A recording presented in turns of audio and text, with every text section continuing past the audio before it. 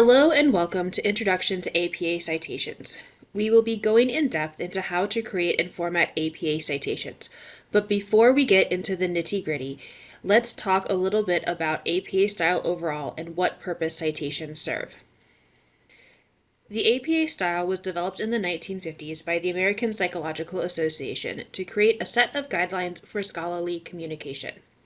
The current edition is the 7th edition and was published in 2020.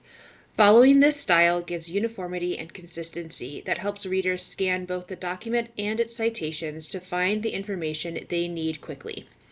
APA is quite clear that it publishes guidelines, not rules, so there is some flexibility in this style. This flexibility is used by quite a few journals and publishers to save space in reference lists.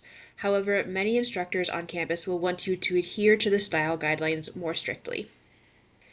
The APA Publication Manual is the official guide to the style and has several chapters dedicated to references and citations.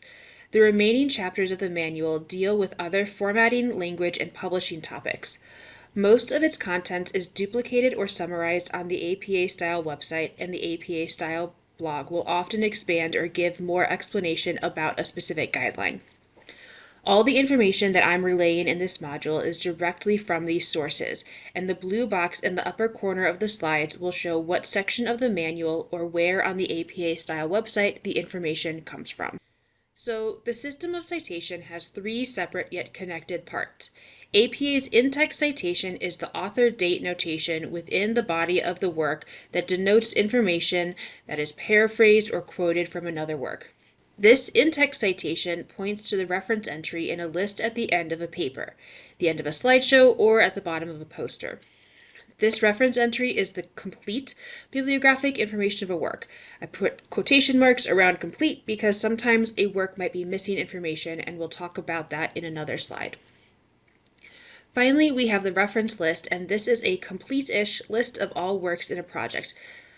I say complete with a little bit of a caveat because there are a few types of works that you don't include in the reference list, but you are able to cite them in the text, like personal communications.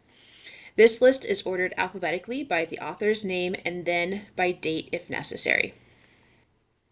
In the academic publishing and media landscape, there are so many different types of works that can be referenced in scholarly projects. APA is mainly focused on citing formally published scholarly works, and they have created over 100 examples of references of different formats of works that you might be referencing. To organize these examples, APA categorizes works by groups, then by categories, then by types. The four groups that they initially divide everything into include textual works, datasets, software and tests, audiovisual works, and online media. Each of these groups contain multiple categories. Let's use textual works as an example and look at the categories it contains.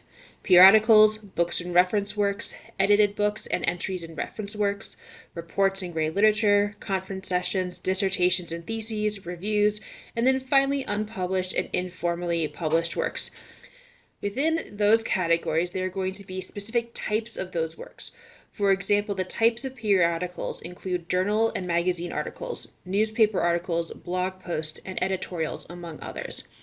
Now notice that a blog post is a digital work, but the content of a blog post is usually textual, so that's why it fits in this category. So even if a work is, quote, born digital or published solely online, it might not be classified as online media according to the manual. This type level is where you will find actual examples of citations and the templates to follow. So while there are a huge variety of types of works that you might be referencing in your project, the actual citation method that APA has put together standardizes the order of information about a work in a reference.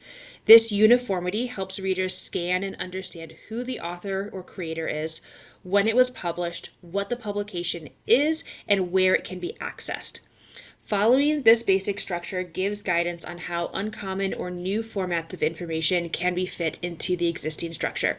For example, when generative AI tools became more widely available, APA pointed to their example of citing software as the template for citing use of ChatGPT. It's possible that there isn't a specific example for the format or type of work that you are trying to cite in the manual. This is when you follow the template to fit as much information about the work into the template. The APA style website also includes additional guidance on types of works, namely archival ones, that are not included in the manual. There is also the APA blog that will post articles with additional guidance or clarification. This is actually where they publish guidance about citing the use of generative AI. Now, some works just may not have some data needed to complete a citation. A common example is a web page with no publication date. APA has provided a wonderful table on how to adapt the reference in both the manual and on their website. This little screenshot is just a snippet of it, but it gives guidance on how to deal with different missing elements in both reference entries and in-text citations. Thank you for watching this short introduction to APA style. See the other videos in this series for more APA content.